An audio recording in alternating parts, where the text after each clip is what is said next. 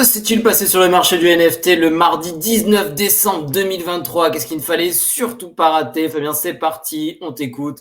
Mais avant ça, n'oublie pas le petit pouce bleu en bas de la vidéo, on s'abonne à la chaîne et surtout on clique sur le lien dans la description pour avoir accès au Discord où on partage tous les jours des informations exclusives sur les NFT qu'on ne partage pas sur YouTube, les stratégies qu'on met en place et surtout les bots que Fabien code et développe à la main et qui permettent d'avoir un avantage technique incroyable sur le marché pour pouvoir faire des plus-values qui sont potentiellement tout autant. Bref, du très lourd pour ceux qui veulent apprendre à gagner de l'argent avec les NFT. Fabien, à toi. Bien, et bien du coup, qu'est-ce qu'on a aujourd'hui? On a un nouveau fois, ça varie un peu, on est entre fois 150, fois 200. Pourquoi est-ce que ERCS, qu'est-ce qui se passe? Qu'est-ce que le ERCS? Pourquoi ça? ERCS, c'est une inscription Ethereum. Alors, les inscriptions Ethereum, il y en a eu plusieurs. C'est le collègue Middlemarch qui avait fait ça à l'époque, jadis. Et le collègue Middlemarch, il avait lancé les Etherscriptions. ETH-scription, pour ceux qui ne connaissent pas, ça ressemble à ça. ETH-scription. Voilà, c'est ça.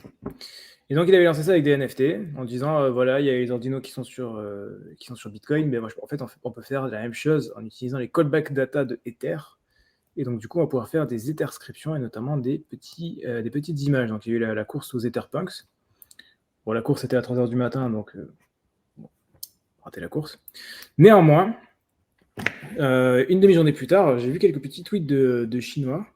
Je sais pas trop ce qu'on... En fait, ça s'est passé en 2 temps. J'ai vu dans le récent ici, parce que tu vois les inscriptions, il y avait du texte. Je me suis dit, mais qu'est-ce que c'est que ce texte? Pourquoi il y a du texte là-dedans? Ça me paraît très chelou cette histoire. Il y a l'air d'avoir il y a peut-être un petit truc qui se passe là. Je vais aller checker sur Twitter en tapant le bon hashtag. J'ai vu des tweets de Chinois qui parlaient d'un truc. Je me disais, qu'est-ce que c'est que ce truc-là? Ça m'a l'air un peu chaud. À l'époque, les inscriptions n'existaient pas. Donc c'est pour ça qu'aujourd'hui, on dit, bah oui, c'est évident. À l'époque, non. Juste une question. Pourquoi tu as des tweets de Chinois sur ton Twitter? Comment tu t'es dit je vais suivre des Chinois? Alors, je suivais ces Chinois-là parce qu'à l'époque, il y avait la BRC20 qui marchait très bien. Et la BRC20, pour être en avance sur toute l'école, il fallait absolument suivre des comptes chinois. Et donc, j'avais quelques comptes chinois que je connaissais bien. Je savais qu'ils étaient bons. Parce que les mecs sont plus en avance. Les Chinois sont plus en avance que les Européens ou les Pas Américains. forcément plus en avance, mais ils achètent des trucs qui peuvent être différents et sur lesquels on sait que quand les Chinois ils achètent, ils vont pas à moitié. Ouais, ils n'ont pas le même comportement d'achat. Ils sont beaucoup plus impulsifs et beaucoup plus massifs, en fait. Donc, du coup, profiter du fait que des Chinois achètent, c'est magnifique. On sait que c'est. Et ils ont un comportement qui est assez différent aussi. Ils préfèrent largement les tokens aux NFT. Et donc, du coup, en préférant largement les tokens, ça fait qu'ils peuvent monter beaucoup plus haut. Ça peut aller beaucoup plus haut, beaucoup plus vite. Beaucoup plus fort, comme dirait le collègue Olivier Mine. De Fort Boyard. Exactement. Donc voilà, donc j'avais vu ça pour l'histoire, pour la petite anecdote. Donc du coup, il y avait un mec qui avait fait un tuto en chinois. Donc, je me suis fait le petit tuto en chinois. Il l'a traduit, hein. On n'est pas encore bilingue, mais ça va venir. J'ai utilisé le Google Trad, mais bon, même la traduction en chinois, c'est pas incroyable à chaque fois. Ouais, Et donc, il fallait passer. Alors, c'est toujours le cas aujourd'hui, mais sauf qu'aujourd'hui, les gens ne le voient plus cette étape-là.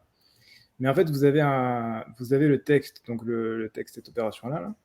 Et cette opération-là, il faut l'encoder en base 64. Donc, vous avez des sites qui le font. D'ailleurs, le site qu'il avait noté ne marchait pas, donc du coup, j'ai compris. Enfin, il fallait comprendre que c'était cet encodage-là, aller sur un autre site parce que celui-là ne marchait pas. Et donc, du coup, encoder ce truc-là. Et après, vous alliez sur MetaMask, vous envoyez une transaction à vous-même et vous aviez activé un petit onglet spécifique dans MetaMask qui permettait de s'envoyer une transaction en mettant un mémo à l'intérieur. Ok. Voilà. Et donc, c'était en juillet. Du coup, j'en ai parlé dans le Discord. J'ai dit, voilà, j'ai vu ce truc-là. Il y en a 2. Il y a ETHS, ERCS. Voilà ce qu'il faut faire. Voilà le truc. Donc, j'ai fait le call. Il a fait le call et le tuto, hein, parce que tout ça paraît compliqué. Ça allait sûrement parce que c'était pas forcément évident. Et voilà, dans le Discord, les gens ne sont pas ingénieurs en informatique, hein, loin de là, avec tout le respect que j'ai pour eux. Mais donc, du coup, le but, c'est qu'il fait des tutos extrêmement didactiques. Exactement. Donc, j'avais fait une petite erreur sur ETHS, hélas. Mais bon, dans tous les cas, je pense qu'elle marchait pas parce que même j'avais fait la première étape sans erreur et ça ne marchait pas. Donc, je pense que c'était déjà sold out. Mais j'avais fait également ERCS. Voilà, donc j'avais envoyé les 2 tics. J'ai dit, il y a celui-là et celui-là. Faites les deux. Les deux sont bien. Je sais pas lequel est. Faites les deux. Ça coûtait environ $1 l'inscription. Donc, ça, c'était pas très cher. Quelques mois plus tard est sortie la marketplace, ETCH Market, qui a fait que les prix se sont envolés, notamment pour ETHS, celui que je n'ai pas eu. à 6,1 Ether l'inscription. Oui, on est bien passé de 1$ à 13 890$. Incroyable. Mais ici, il y avait autre chose. J'avais pas tort sur un truc, parce que sur le coup, je me suis dit, c'est vraiment ça. Le premier, c'était logiquement ERCS et non ETHS. Et normalement, qu'est-ce qui se passe toujours? First is first, c'est le premier qui a de la valeur, c'est comme ça que ça fonctionne. Enfin, le milieu favorise toujours le premier par rapport aux autres, le Genesis. Genesis, exactement. Et si on regarde dans All, voilà, et quand on regarde les temps de déploiement, donc le moment où ça a été déployé, eh bien, on voit que c'était en juin, c'était pas en juillet. On voit que ETHS a été déployé le 17 juin à 23h46. Je sais pas quel UTC, si c'est UTC ou pas. Bref, 17 juin à 23h46. C'est sur le même créneau, donc ça change rien fondamentalement. Oui, c'est ça. Et ERCS a été déployé le 17 juin, pareil, à 23h37. Donc on a bien ERCS qui a été déployé 9 minutes avant ETHS. Donc c'est lui qui obtient le titre tant convoité de Genesis. Donc c'est lui qui obtient le titre tant convoité de Genesis. Donc face à cette injustice, parce que bon, j'ai quand même récupéré 67 ERCS. Donc, et les collègues du Discord en récupèrent un paquet aussi. Ouais, il y en a qui m'a battu. Il y en a un qui a plus de 100, voire même plus de 150. Donc, aberrant, frérot. Voilà, donc face à cette injustice, qu'est-ce que j'ai fait? Je suis allé sur Twitter, j'ai dit, c'est scandaleux, il y a une telle injustice. ETHS est mis en avant, alors que le vrai CERCS, regardez, les temps de déploiement, c'est factuel, ils sont là, on les voit. Je suis allé retweeter tous mes collègues chinois qui en parlaient. Et j'ai eu un beau soutien. Enfin, étonnamment, j'ai vu pas mal de Chinois qui ont commencé à le faire de même. Il y en a qui sont partis en disant, regardez, c'est pas normal. Et aujourd'hui, le token ERCS, il varie un peu, mais en tout cas, il varie entre 150 et 250$. Incroyable. Voilà, ce qui est magnifique, c'est ce qui, du coup, me passe mon transaction de 1$ à x200 à peu près environ, selon le... Et alors, combien il y en avait, les collègues? Il y en avait 150. On va faire un rapide calcul. 150 x 250, vas-y, ça veut dire quoi? À la TH, il a récupéré 37 500$. Alors après, quand on me dit que le Discord est cher, bon, voilà, vu ce que les gens gagnent, on va quand même retirer l'argent qu'il a dépensé, c'est-à-dire 1$ x 150, donc moins 150 pour être tout à fait honnête. Ça fait qu'il a récupéré uniquement 37 350$. Comme il n'a sûrement pas vendu à la TH, il a récupéré autour de 30 000. Ce qui reste, ma foi, plus sympathique que l'immobilier, comme on dit dans le milieu. C'est mieux que l'immobilier, ça rapporte un peu plus. Donc voilà, d'ailleurs, il y avait le lendemain, il y avait également Gouai, que je n'avais pas fait, mais que j'avais fait le call également, en disant, il y a ce truc-là également. Et Gouai vaut également une petite fortune. Je sais que ça vaut...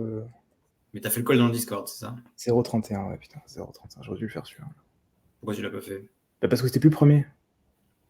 Ah. Genesis, important, les autres, c'est pas un Genesis, donc... Genesis, ça m'intéresse moins. Donc voilà, non, c'est pour ça, c'est juste la seule raison. Mais c'est vrai qu'à 1$ le mint, j'aurais dû prendre le risque. Surtout qu'à cette époque-là, je me suis amélioré en code. À cette époque-là, je ne savais pas automatiser ce genre de choses. Maintenant, je sais l'automatiser. Donc non seulement je sais le faire aujourd'hui, mais en plus, je sais l'automatiser. Donc faire un mint comme ça, je peux lancer le mint, aller faire une petite partie de Call of, et revenir quelques heures plus tard, et j'ai récupéré mes 300, 400, 500 transactions. C'est pas une image, hein, c'est ce qui s'est réellement passé. C'est réellement ce que je fais assez souvent au final. Il a fini Zelda, il est reparti sur Call of. Ouais. Voilà, donc ça fait plaisir. Une croisade réussie, ça fait quand même extrêmement plaisir. À côté de ça, il y a la branche gaming de Improbable. Improbable, c'est ceux qui gèrent le metaverse du Galabs. Overworld. Overside, Overworld, c'est encore même ça.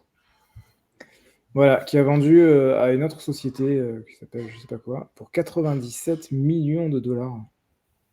Il a vendu quoi pour 97 millions de dollars? En fait, c'est la branche gaming de la société Improbable. Incroyable. Du coup, je sais pas trop quel est je suis pas trop au fait de ce genre de transaction, mais je sais pas quel est l'impact de ce genre de rachat concernant Overside, du coup. Puisque c'est quand même le studio à la base qui gère Overside qui se fait racheter. Et la branche gaming, donc c'est vraiment celle-là en plus, c'est la plus importante au final. Et pour toi, c'est positif ou négatif que ça soit racheté pour le coup, là, j'ai un peu de mal à interpréter cette news. Je saurais pas comment l'interpréter en fait. Je vous la donne, mais je sais pas comment l'interpréter. Ok. Voilà. Et sinon, en ce moment, il y a Frame qui est genre un nouvel airdrop, un truc comme ça. Je n'ai moyennement suivi ce que c'était, mais a priori, ça fait un airdrop. Il y a marqué airdrop, donc on le fait. Disponible pour tous ceux qui ont tradé des NFT et des Ethers sur les 2 dernières années. Et ça m'a permis du coup de voir et de pouvoir flex mes résultats, puisque Frame nous donne les résultats du trade des 2 dernières années sur le wallet principal. Et on voit que j'ai tradé pour 234 000 $ de volume. Ça me fait un peu plus mal. Par contre, j'ai envoyé 13 735 $ de royalties. C'est pas, il les a pas envoyés volontairement. Hein. C'était Bien nécessaire. évidemment, si j'avais pu ne pas les envoyer, si j'avais pu mettre 0, j'aurais mis 0. Hein. C'était pas avec plaisir que je les ai payés. Dans le top 1% des traders. Ouais, top 1,71. Magnifique. Incroyable. 243 trades faits. Donc voilà, on fait pas que des vidéos sur YouTube, on est réellement skin in the game, comme on dirait dans le milieu. Comme on dit dans le milieu, les hommes mentent, pas les chiffres. Voilà, donc vous avez les chiffres, ils sont là, ils sont présents. C'est factuel. Ok, tu veux ajouter quelque chose? Non, bah ça sera tout. Ok, pas de questions. Salut colonel, salut Agogo. Merci beaucoup Fabien pour ce petit point quotidien, pas le petit pouce bleu en bas de la vidéo, on s'abonne à la chaîne et surtout on clique sur le lien dans la description pour avoir accès au Discord où on partage tous les jours des informations exceptionnelles, exactement comme ce call sur le RCS avec le tuto technique qui va bien. Bref, tous les robots, les calls, les stratégies pour pouvoir avoir un avantage compétitif et technique incroyable sur le marché pour des potentiels plus-values qui le sont tout autant. Bref, du très très long pour ceux qui veulent apprendre à gagner de l'argent avec les NFT. On se retrouve dès demain pour un prochain point quotidien. D'ici là, portez-vous bien, faites de l'argent. À la prochaine. Ciao, ciao. À la prochaine. Ciao.